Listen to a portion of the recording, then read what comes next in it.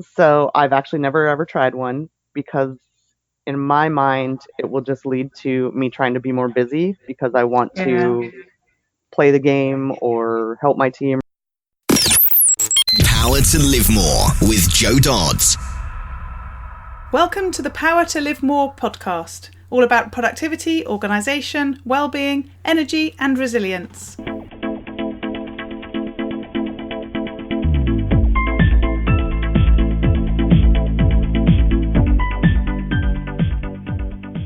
I'm Jo Dodds, and I started this show to enable interesting people to share their stories about how they use their power to live more, and by that I mean to do the stuff that they want to do more than the stuff that they need to or should do. It's about creating a life for yourself where you have the energy, health and space to be happy and fulfilled, spending your time as you'd like, whether that be at work, home or somewhere else entirely. That's your choice. Hello.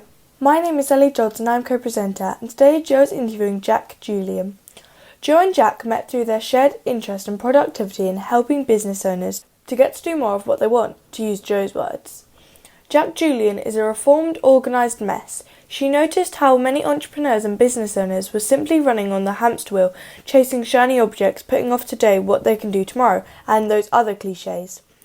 Jac uses her experiences as a clinical psychologist and productivity expert to help entrepreneurs dig their way out of productivity pitfalls so they experience the time, freedom and happiness they dreamt about when starting their business.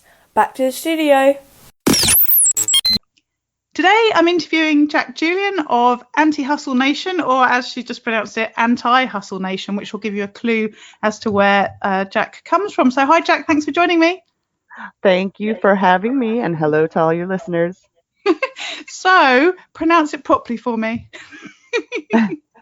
AntiHustle Nation? Yeah, I see. It sounds so much more interesting when you say it, to be fair. I don't think so. I think you added a nice lilt to it that I might steal. I don't know if I could get it right, though. I had a guy recently on here who I don't think's been published yet. I can't remember if it's gone out or not. Mark Struczewski, I think, is how you pronounce his name.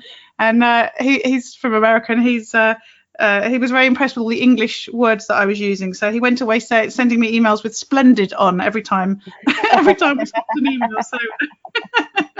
So it's lovely to have people from other countries on the show and swap all our different accents. So that's really cool. So start by telling us a bit about who you are, what you do, and where you do it exactly, because we know America now, but we don't know which bit. Yes, I'm in America and I'm in Texas. Lovely. Although I'm originally from Minnesota, so if you've heard Texas accents anymore, mine is nothing near that. And so I help coach entrepreneurs so that they can experience more time, freedom, and happiness, because I feel like this busy world that we live in is just kind of dragging us down, and we need to get back or get to, maybe, I don't know, culturally, maybe people were never there, but I feel like happiness is something really important. Yeah, I agree. Actually, we talked at the beginning about, I've got a bit of a different structure to the podcast, so regular listeners, you'll hear that things are a bit different, and we're going to ask some of my favourite questions, but then we're picking out particular questions that you wanted to discuss, Jac. And actually, I'm going to completely change what I said at the beginning, which I can because it's my podcast. And I asked you about one sort of top tip you'd like to share with your audience, and you talked about something that you described as a hot mess, and whether we have issues around that in the UK. But it's just struck me actually with the Anti-Hustle Nation that this is, for me, I think it's probably a good place to start, following on from what you've just said, that there's so much pressure. And I'm thinking, I was thinking about, as soon as I said hustle, I thought, Gary Vaynerchuk, I can't even say his name. Gary Vaynerchuk goes on about a side hustle and all that sort of stuff, and there's quite a sort of culture around hustle, isn't there, in the business world? And perhaps we will start with that, because I know that's somewhere of where you've come from, and obviously what you're offering as well. So let's talk a bit more about that, and how culturally as you say, perhaps people aren't as happy as they could be, or are sometimes struggling because we've just got such a frenetic world. Yes. Well, and I think that the idea of hustling, it started out mostly innocent, Yes. and it was sort of a good, okay, well, let's go, let's work hard. And it has become this idea of you have to work 24/7. You must always be connected to your electronics. You have to be available for work all the time. If you're at your kids' play and your phone rings, you need to step out and answer it. And I'll always go back to the quote, nobody is on their deathbed saying, I wish I had worked more. Yeah. And we leave out that life piece, our social connections and downtime and spending time on things that we enjoy are so important, even, just for health and happiness, but also to be productive. And it's interesting, having just sort of name checked Gary Vee, there's always a lot of backlash against some of that stuff that he says for those reasons we've just said. But a lot of people then jump in and say that he actually does spend a lot of time with his family when he's not sort of on, but he just doesn't push that. He just doesn't talk a lot about it. And I think that's possibly the case with a lot of people as well, that we do protect a lot of our time, but we don't tell people we're doing that because it's not so cool sort of to do that. Mm-hmm. Right. I think being busy and, saying that we're here in the States, we call it a hot mess, right? That we're just running all over. That's sort of become a badge of honor. And so, if I walk up to a group of moms when I'm picking up my kids from school and they're like, how are you? And I say, hey, I'm great. I had a nice relaxing day. They will look at me like I came from Mars. Yes. So, we really have gotten into that, maybe you're not so busy, but I think you're right to admit that we have everything. Well, I don't want to say everything under control because I don't know that that's possible, but, that our life is going fairly smoothly is, that's not something we need to admit. No, maybe we have an advantage in the UK on that one as well, because normally if somebody asks you how you're doing, you say you're fine. Yeah, well, true. Because you sort of think people don't really want to know. But no, I do know exactly what you mean, that whole thing about, I mean, there's that thing about if you want to get, if you want something done, ask a busy person. And I think that is true because, when you're really busy, you're able to fit stuff in because you're used to doing it. But that in itself is driving that behavior, isn't it? Because it's a badge of honor. It's like, well, if you want something done, ask a busy person because clearly they're good at getting stuff done. Don't ask somebody who's just, had a relaxing afternoon at the spa. Right. But why should it be different? Having that time, maybe not in the spa, but having had a relaxing time, how do you then get everything done? Because some people sort of intuitively and will have read and seen and whatever that you do need to take it easier and not be so stressed and look after yourself and that sort of thing. But how do you do that and get everything done? Well, I think that's it's a really good question. And I think part of it is that it's different for everybody. And it doesn't necessarily mean, not working. But, if you're like, okay, so let's take, I'm sitting at my computer and I'm working and all of a sudden I want to do anything but work, check Facebook, check Instagram, maybe go play with my cat, whatever. That's our body's way of telling us, hey, we need a break. So, even those things that we tend to take for granted, like, take 5 minutes and get up and walk around and get away and clear your head and get some blood moving through your body since you've been sitting all morning. Those things, they actually do make us more productive and they make us more creative. And, so they're important and we just kind of let them slide. No, I just got to push through. And that's not always the answer. No. I've been reading a lot about people talking about downtime, as you said, in order to be creative, in order for those ideas and thoughts to sort of come through. And I always say that some people, get their ideas in the shower. I get mine driving, and because I work from home, I don't drive as often as I used to. So I almost need to create opportunities to drive so that I can think things through. Yes. We need those times when our brain is, more or less turned off and just free flowing. And I guess what we need to do is work out for ourselves those times where that has worked for us and has helped us, so that we can remember to do it again. And if we haven't seen that yet, to sort of seek out those examples where it's working for other people, because that badge of honor that you talked about, we've learned that from watching other people and thinking, oh, they're really busy, they get lots done, that's why I need to do the same thing. So maybe we need to spread the message about the different way of being, to I don't know, PR it a bit. Right. Yes. we should all join together and get a PR agency.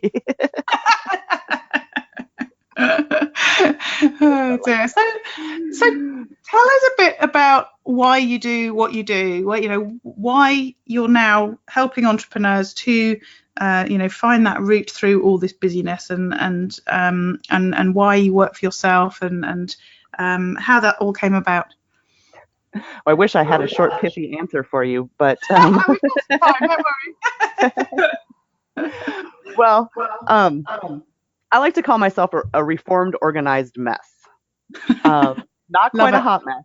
I felt mostly like I had everything under control, but it wasn't neat, and it wasn't necessarily moving me ahead as much as I would like to have.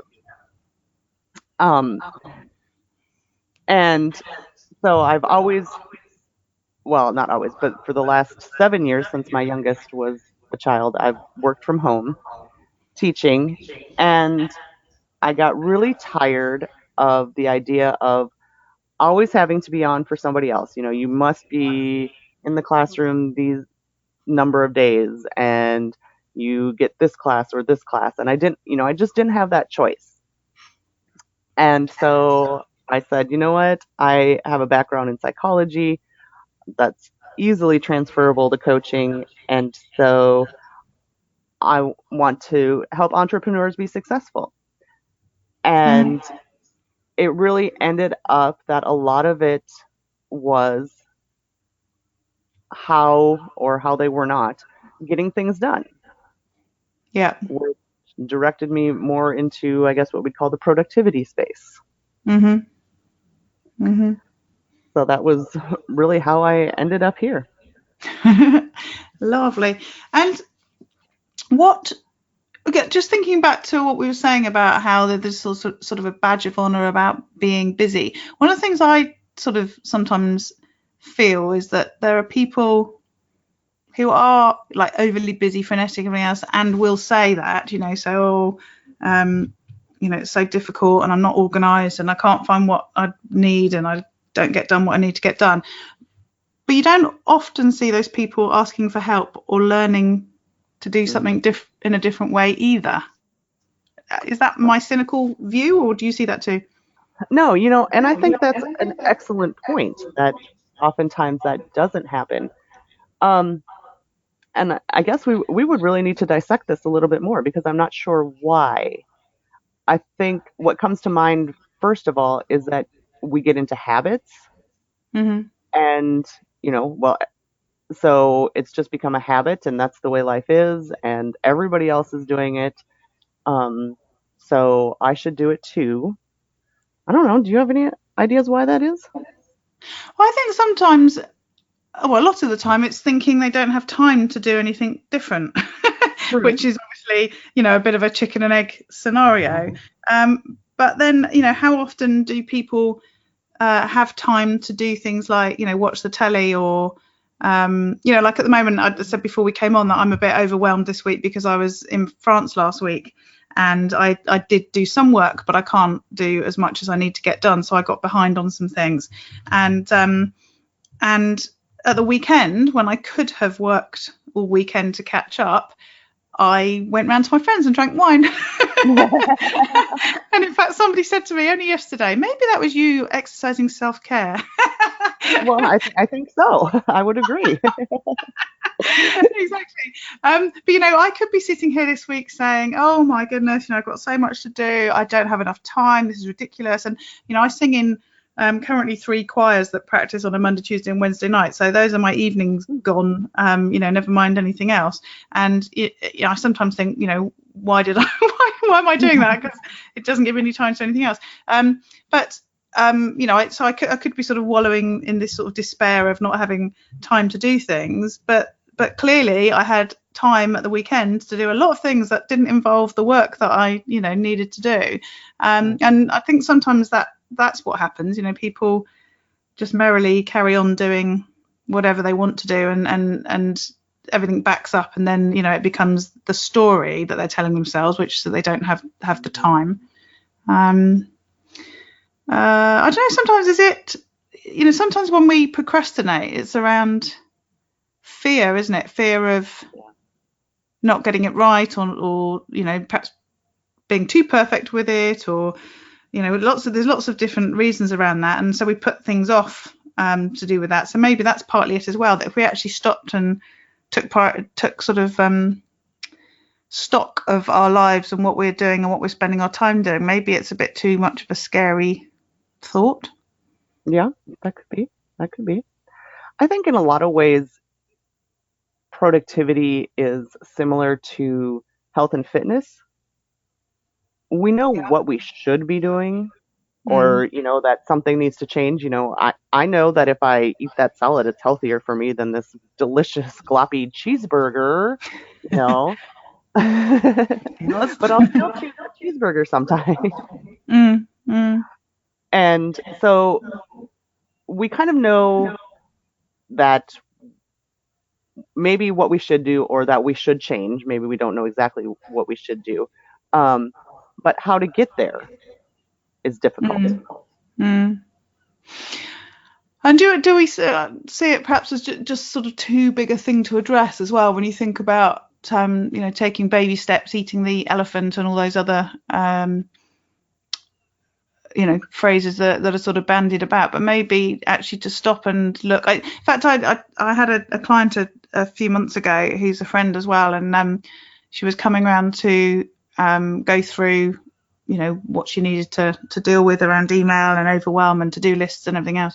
And I was like, oh yeah, we'll go out for coffee, it'll be fine, lovely when you get. She said, well, should I bring lunch? I was like, no, we'll eat lunch when we're out. Well, are you sure I shouldn't bring it, because we need to be on the laptop? And I was like, no, we're not going to go near the laptop for 2 or 3 hours at least.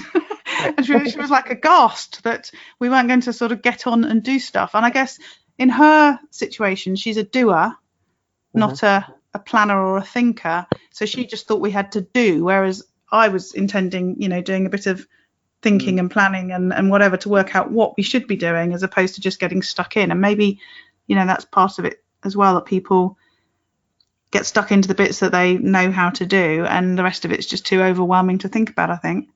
So from your point of view, how do you prioritize what you do? Because you've said that you now do what you do partly because of where you were and where you've developed. So how did that happen for you, and how do you make that, how do you create that priority in your work and life now? Right. So this is sort of 2-part answer for me. One is that I got really clear on what my values were. I used to spend a lot of time with my kids, but it was not necessarily time that I wanted to. Yeah. That it was, I should be working. I should be getting things done. I should be doing this instead. And so what were my, looking at my values, my kids are a huge value of mine, and spending quality time with them is more important. So getting really in touch with those was sort of the first step. So now when I quit work, I know that I've quit work and my focus is on my kids. I think that's a massive one, isn't it? And I went through exactly the same thing when I sort of moved into more the productivity thing. I've always been interested in productivity, but when I first had my business, I was working 24/7, and exactly that. I spent all the time at family events and, you know, things that I did actually attend, because I didn't attend them all.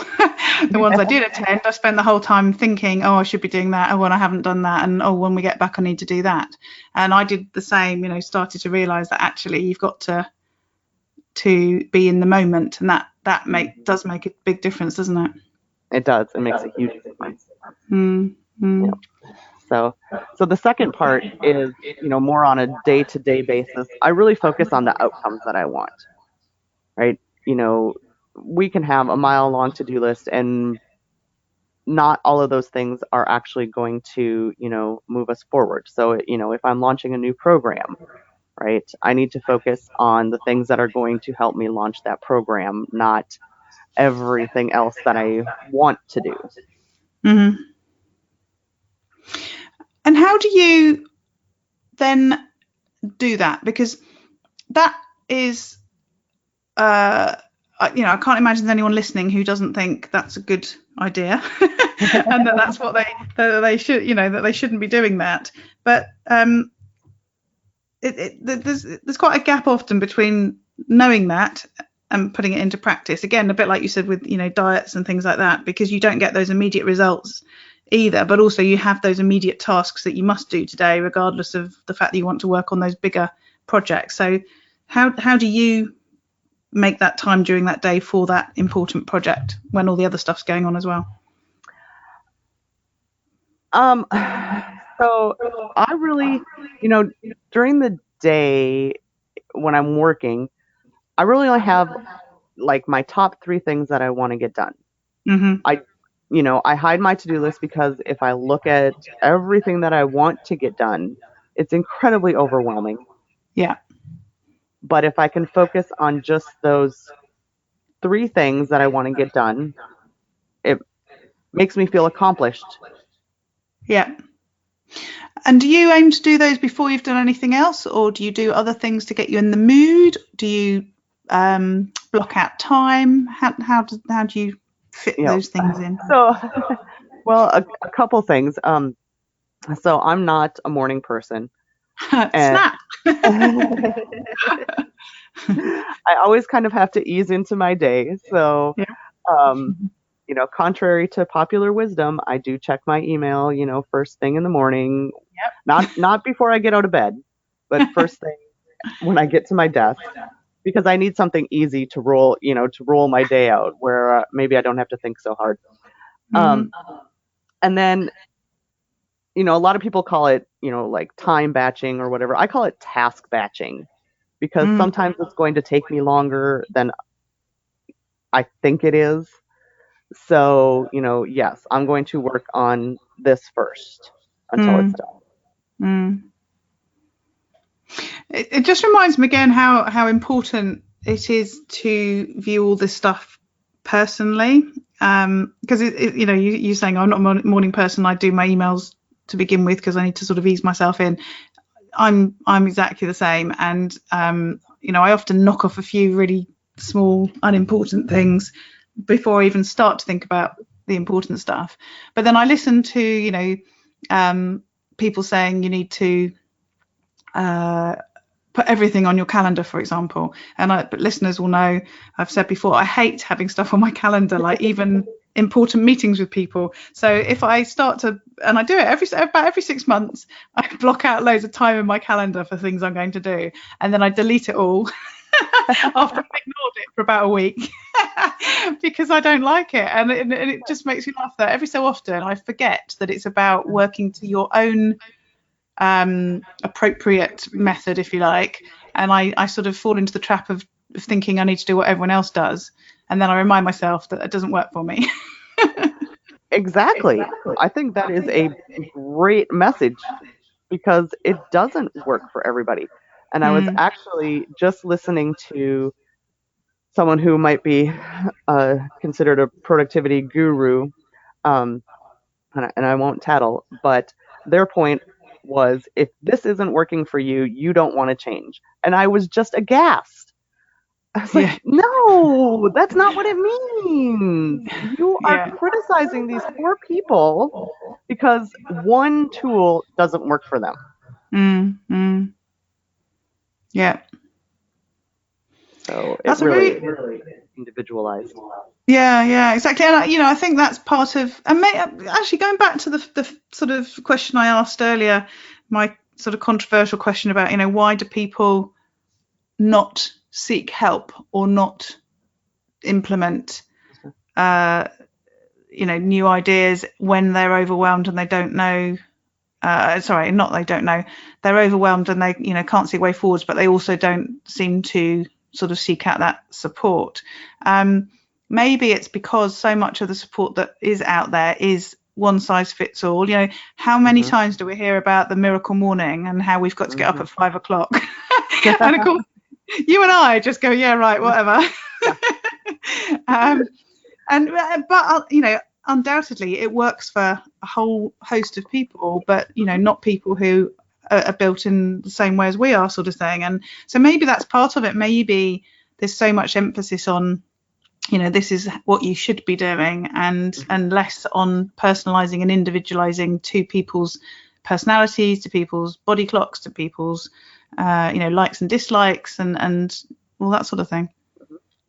Yeah, well, and to expand on that, I spent tons of time feeling like I could never be successful because getting up at 5 o'clock in the morning ruined my day. Yeah. Right? Yeah. But that's how, that's what successful people do. And so I basically felt like crap about myself in relation to that. And so I think, you're right that spreading the word that, it needs to be more individualized could make people maybe feel more open to asking for help. Yes. Yeah, exactly.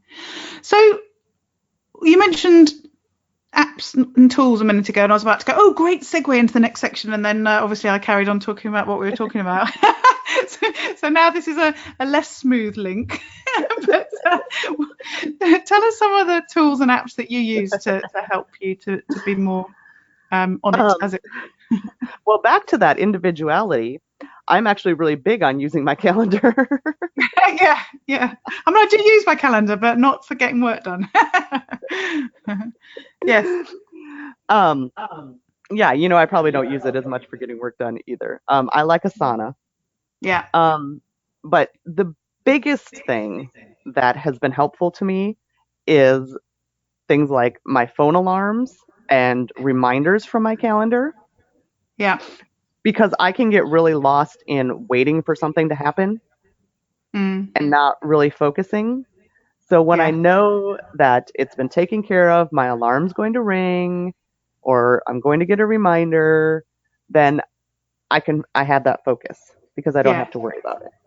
Yeah, that's a good point. The friend I was talking about, who I was self-caring with at the weekend, whenever she pops by for a coffee, she always sets an alarm, and then she doesn't have to keep checking her phone to see what the time is. And where we sit in my kitchen, I can see the clock right in front of me. So I always think it's funny because I know what the time is and I know whether it's time for it to go or not. but it's exactly for what you've just said, that she doesn't then have to think about it because she knows the alarm's going to go off and she'll be on time, and she can concentrate fully on the lovely cup of coffee and the lovely conversation with her lovely friend. Wow. That's right. Good self-care going on. Yeah. Any more apps on your list that you'd like to share? That's really it. I try to be very simple. Yeah. I started writing my favourite tool or app or resource on my newsletter every week, and I'm starting to wonder whether it's such a good idea after about 4 months, because I'm thinking, well, I have to start repeating some. and I'm not very structured. Some people plan ahead, and have a theme and all that sort of stuff.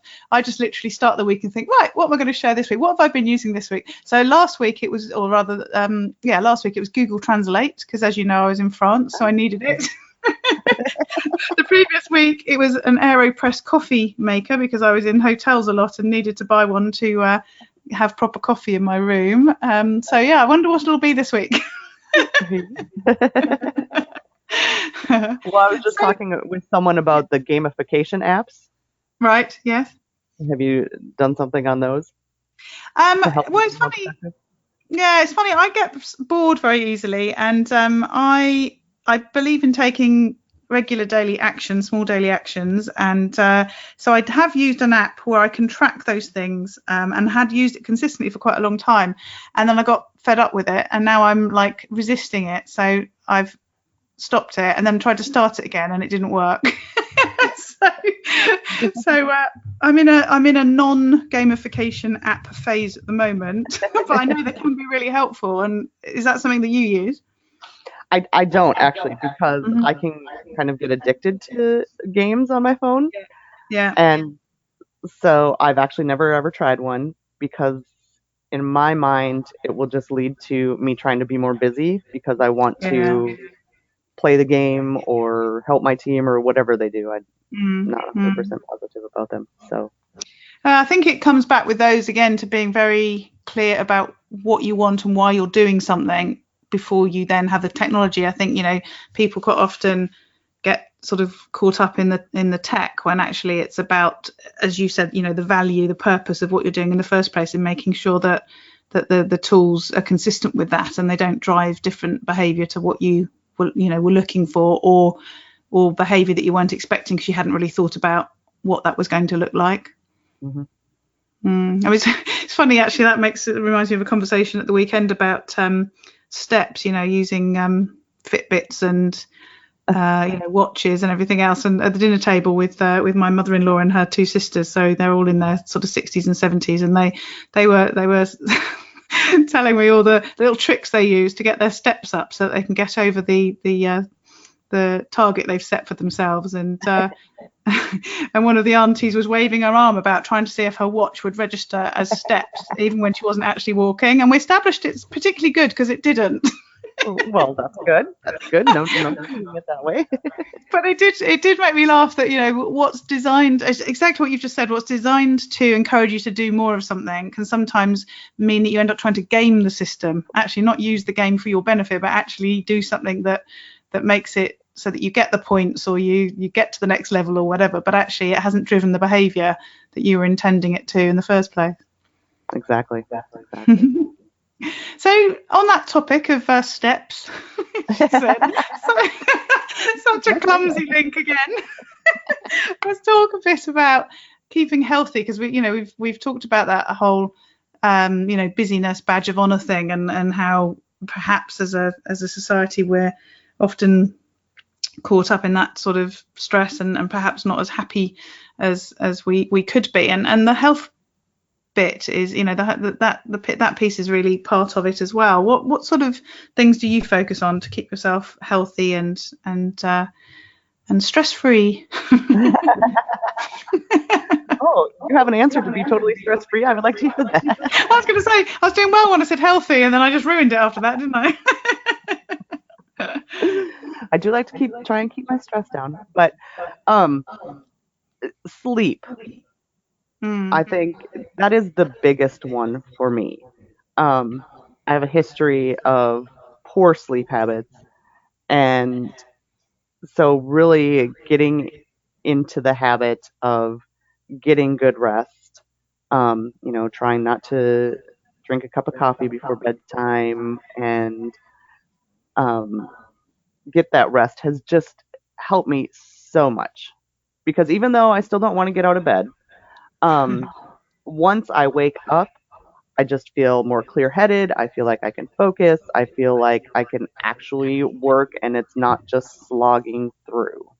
Do you find it easy to go to bed and go to sleep, being as you are later morning person, if you like, because that's my daughter's the same as me. We're real night birds, and I just struggle with the concept of going to bed. Whereas I've got friends who absolutely love going to sleep, so they're really early because it really fits with what they want to be doing. Whereas with me, I'd probably stay up all night if I had a choice. I would too. I totally would too. It's not easy. It's not easy for me at all. I mean, I would say that it's probably one of my biggest daily struggles is, okay, it is time to go to bed. You have to go to bed. You know the results you get if you go to bed. Yeah, right? Yeah. It's interesting, actually. That's another sort of point on that whole gamification piece, that sort of tracking stuff. Because as I said, I was in France last week, and I was on my own, staying with friends, and so there was no sort of criteria around getting up times, and I had some really good quality sleep. I used Sleep Cycle to track, and it was for sort of 9.5 hours sort of thing on most of the night, so it was just brilliant. And then I came home, and I've literally had about 5 or 6 hours sleep every night this week, because I've had various things going on and I've not been able to get to bed early enough, and then I've been woken up early, which isn't supposed to happen. So that's where it's cut off the the timings, but also the quality of sleep's been poor as well, and I'm thinking, oh my goodness, I need to move to France.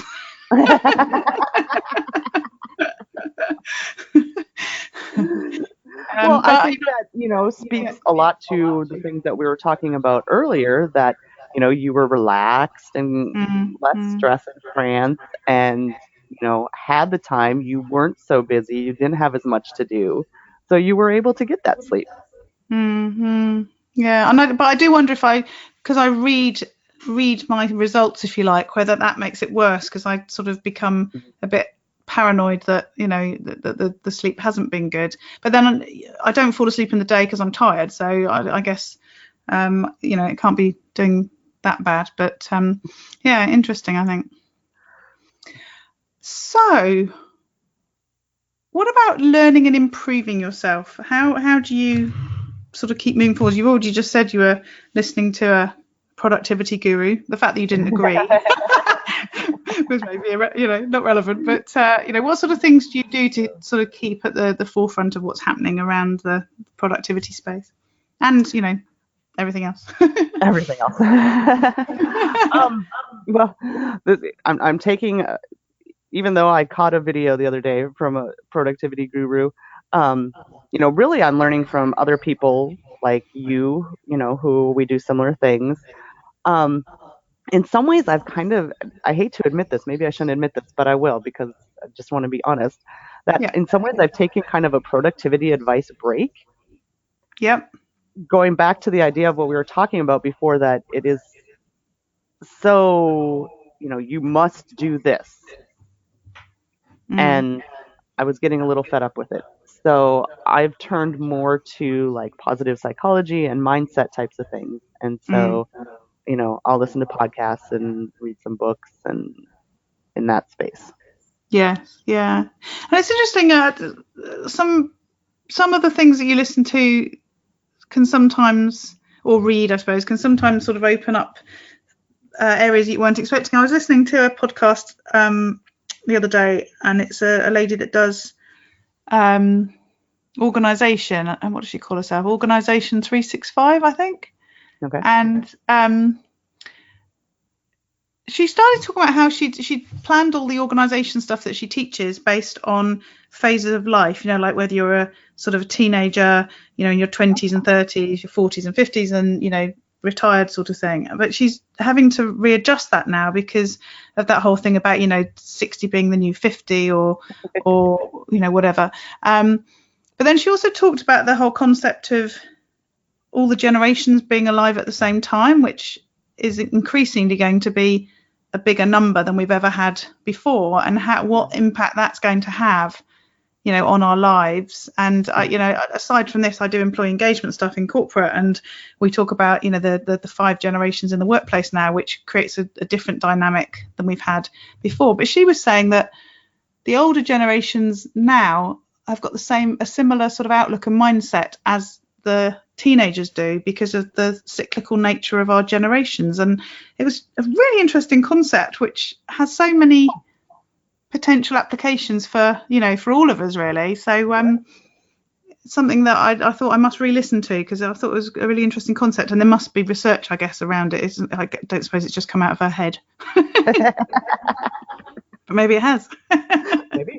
Maybe she's the beginning of it.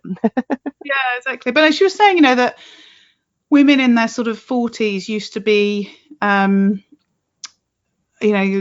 ready, sort of hunkering down, if you like, to sort of be ready for, the golden years and retirement and everything else. And now, 40 is so much about you're probably in your third career and planning to work for another 30 years and all that sort of stuff. So it's a different mindset now than ever before. And, it was that sort of stuff that's prompted her to start thinking about that. And it is true. If you think about what our parents and our grandparents were like at 40 and 50, it's completely different to how, people are now, isn't it? It's interesting.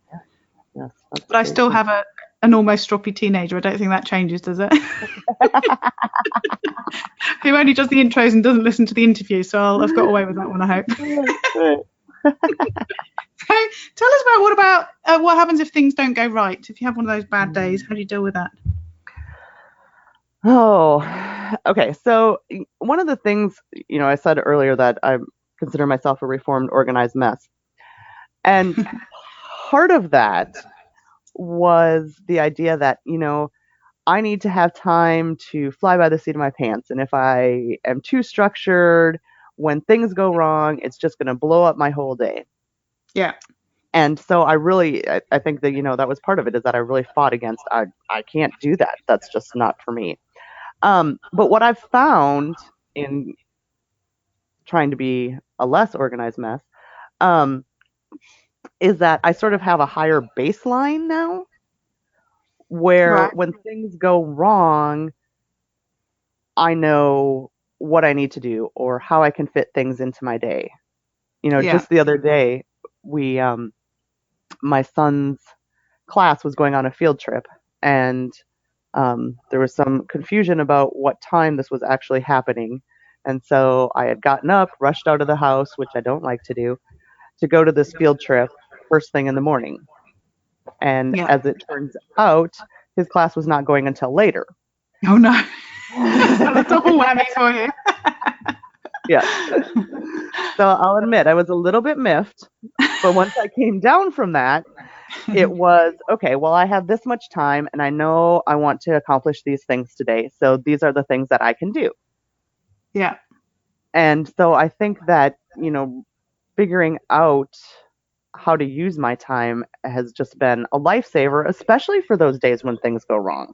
Yeah. And I think those things as well, once you've sort of resolved something and got through something a few times, you start, as you say, you start to get more confident about knowing what you can handle if things do go wrong. So then things have to go even worse for you to panic as much as you might have done in the past, type thing, I suppose. Right. Have you seen that lovely quote that goes around on Facebook about and I can never remember quotes. I can always remember the sort of the concept. It's the thing about if the day's going horribly wrong, and it's something to do with when it's all gone horribly wrong before, I got through it, sort of thing. And that it's nowhere near as sort of succinct, but it's basically saying nothing that's ever gone wrong in the past has ever been so bad that I'm not here today, so therefore I'll get through today as well, won't I? Sort of thing. So what about those days where you end the day knowing you've had the chance to live more? And that's where I talk about getting to do more of the things that you really want to do and not so much of the things that you feel you should do or you have to do. What have you done? What does that day look like? Oh, that day looks like I feel accomplished, maybe. And I think this just popped into my head, so I'll say it. But, I think oftentimes we relate feeling accomplished with finishing our entire to-do list or something like that. Yeah. Good luck with that. Yeah. But, I at least feel like I got something done. And maybe it's small, maybe it's big, but really being able to say, I did this. Yeah. And then being able to go on to be in the moment with, whatever I'm then doing. And when I put my kids to bed at night, I'm not frustrated and short-tempered. That's probably the biggest sign now that I think about it, is if I'm calm when I put my kids to bed, it's probably been a good day. Brilliant. See, it's always good to have a litmus test, isn't it? It is. That's brilliant. Thank you. So it's been great talking to you. It's, as I said, a bit of a different format today. I felt like I've talked more than I normally do, so I don't know if that's done a detriment to you, or whether it's been more interesting to our audience to have more of a conversation and less of an interview. I don't know, but I've really enjoyed it anyway. So thanks, Jac. Thanks for joining me, and tell people how they can find out more about you and connect with you. Sure. The best place to connect with me, if you want to actually have interaction with me, is my free Facebook group. It's AntiHustle Nation Community, and it's just facebook.com/groups/AntiHustle Nation. Yep. Or my website is just jacjulien.com, and it's JACJULIEN.com. Lovely. Thank you so much. Thank you for having me. I appreciate it. All this information is available in the show notes if you go to the link powertolivemore.com / in this case 84. So each week, as you know, I now share the resource that I shared on my newsletter with you. And last week's newsletter was a very random share of an app. So there's a guy that I keep hearing on podcasts who is talking about the fact that he, for focus reasons, knits. So he says it's a bit like being in the shower or when you're driving or wherever those ideas pop up because you're sort of distracted, I suppose, from doing something because you're doing something that you don't really have to think about, so you can allow other things to sort of pop up into your mind. And he's been saying that he knits because then when he's knitting, he's focusing on that, but other things sort of pop up in his mind. So I thought, well, it's sort of topical, but it's also the fact that I found an app recently which does make me laugh that I'm sharing this with you, but it came from one of those moments when I thought there must be an app for this, and there was. So I do some knitting, and I was finding that I had lots of scraps of paper to count rows, and then I tried to use my Evernote account to type in the number of rows I'd done and so on, and it was getting a bit frustrating. And I just thought to myself, there must be an app for this. I can't be the only person who's been frustrated by this, and I'm sure someone's come up with a better solution. And so I did a bit of a search, and sure enough, I came up with the solution somebody had put together, which is called the Knitting and Crochet Counter. So they obviously spent a lot of time thinking about that title. So if you do knitting or crochet or some other activity, some other craft where you need to count and make a record of the things that you've done or the repeats that you've put in place, then do a search on your smartphone for knitting counter or crochet counter or something like that, and you will hopefully find an app that you can use to help you. So I'm quite pleased with my app, but also thinking it's quite funny that I'm sharing this as a productivity tip, because it does improve your productivity, but only if you do knitting. And I'm not sure that knitting is actually as cool as people who knit tell me it is. The other thing I shared on the newsletter is about my How to Simplify Your Life and Get to Do More of What You Want online course. So just thinking as we're heading into the busy festive period, you might be starting to think about the new year and how you can get organised and perhaps simplify your life so you can get to do more of what you want to do. And if that's something that you'd like to do and you'd like to sort of take the DIY route, then you might be interested in checking out the course. So if you go to powertolivemore.com /November offer, then you'll see that there's 50% off for the next few days at least, because it is still November. Only briefly though. And again, the show notes for this show are at powertolivemore.com /84, and we look forward to speaking to you next week. Use your power to live more.